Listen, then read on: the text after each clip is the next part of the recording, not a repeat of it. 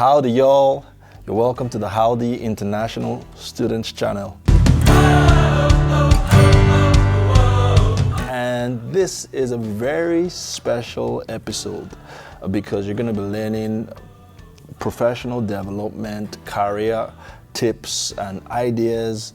And I have an amazing specialist, professional guest with us here. That's right. Thank you for having me so much. My name is Jason Cirillo. I am a career development specialist here in the Jindal School of Management, and I also teach a few sections of our professional development course, which is aimed at master's students who don't have experience here in professional work experience here in the United States. One of the last questions I'm going to ask you is LinkedIn. This professional job sites, how do you think one can be positioned there?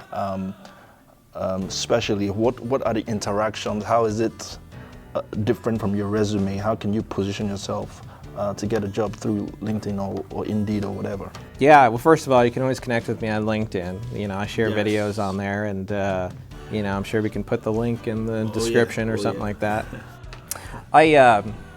I like to rank them like this, like you're from most strict to least strict. It's your resume, then your cover letter, and then LinkedIn. So your resume, very strict because it's just bullet points, you know. Cover letter, you can add a little bit more context, a little bit more personality. LinkedIn, you can really let loose, right? Still in a professional way, right? You know, don't go crazy.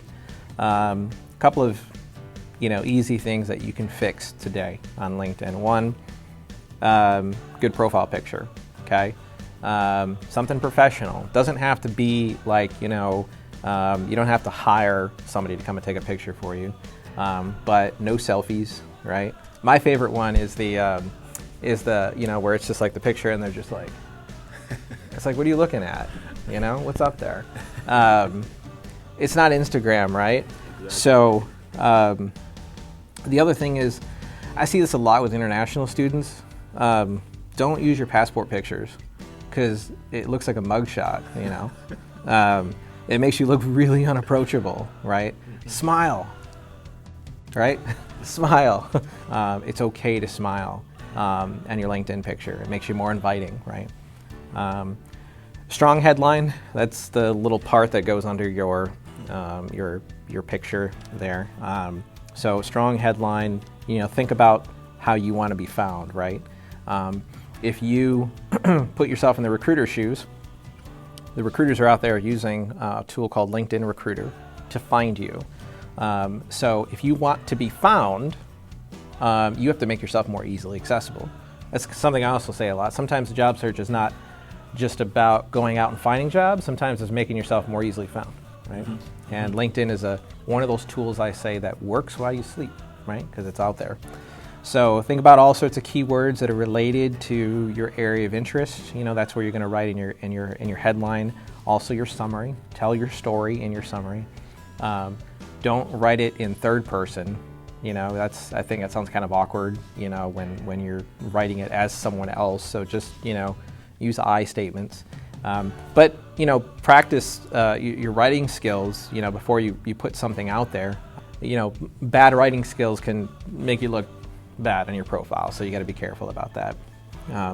The other big thing I'll say about LinkedIn, use it as a tool not only to like network. I mean, you can, you know, reach out to alumni and do reaching out to managers and you know, recruiters and stuff like that. And there's 1,000,001 different ways to, you know, send messages out there like that. But try not to focus so much on sending messages to recruiters. Why? Because recruiters get a ton of messages. Instead, and if there's any recruiters out there that are watching this, I apologize. No offense, but I like to use recruiters on LinkedIn for research versus just sending messages, especially campus recruiters. So if you do a simple search on LinkedIn and you go like campus, or you go university recruiter and then the company name, college recruiter company name, you know, campus, you know, or university, college, you know, there's different words. So basically what you're trying to do is you're trying to find any people on their talent acquisition staff, their recruiter staff that are focused around college recruiting, university recruiting. They go by different names, but what I like to do is I like to go into their profiles. So open up their profile, go into their activity, and see what they're talking about. A lot of times, especially because fall is the heaviest recruiting season, and especially, at the spring, at the beginning of the spring too, they're going to be sharing stuff, sharing events, virtual career fairs, hey, all of our internships are going live tomorrow, They're sharing things like that you won't necessarily just find on Handshake. Sometimes students will try to find that kind of one, like, I wish everything was on one website. I don't have to go searching around, but unfortunately it's not like that. So you have to dig a little bit. And the other thing I'll look in their activity to see if they're, posting about things. I always click on the follow button because, that automatically shows you anything that they've posted publicly. You can see if you click on the follow button. So follow the university recruiters, check out their activity, okay? The other cool trick that you can do is you type in the word incoming, and then, like company name. So like incoming Goldman Sachs. And a lot of times, somewhere around the end of the fall, you start to get students who are changing their LinkedIn headline to like incoming summer analyst at Goldman Sachs, right? So they get really excited because, obviously they've got this job and they want to tell people about it. So, we all see those big announcements, right? I'd like to proudly announce, right? And so the thing is, those are great profiles to look for because you might want to reach out to them. They might be okay with talking to you about, how they got their foot in the door, right? But pay attention to the comments and the people that like that. Sometimes in that profile, they'll tag, like, I'd like to thank, my recruiter so-and-so. Okay, so now you know the name of a recruiter that recruits for that program. But take a look at the comments as well. You'll often see people on the team like, hey, welcome to the team, or, we're looking forward to meeting you, and all that kind of stuff. So now you can go into their profiles, dig a little bit more, take a look at their activity, see what they're kind of sharing.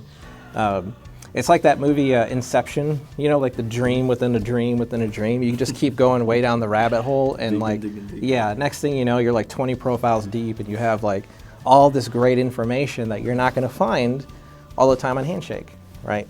So last thing I'll say about LinkedIn. You have access to it out there to LinkedIn Learning. I learned this great tip on LinkedIn a while back.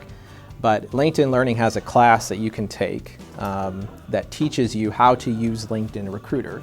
LinkedIn Recruiter is a tool that recruiters use that they pay for to find candidates. Well, they have the class on LinkedIn Learning about how to use it.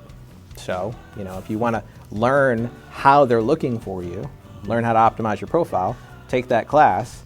That way you can figure out exactly what they're doing to look for you, and you can, optimize your profile. That's not my idea, but that's I thought it was a really cool idea out there. Yeah, that's amazing. That's amazing. Like I'm blown away with the things you've said because I think that you have been able to strike the balance between finding a job and a job finding you. Yeah. Because many times we're so focused on the job that you forget that you also have the opportunity to position yourself for a job finding you, because people are actually looking for you, and you just have to put yourself in the place where they will find you. Thank you so much for joining us in this episode. Thank you, Jason. Thank you, everyone. And make sure that you subscribe to this channel. We love you. We have a lot of content for you. So like, subscribe, and share. Thank you.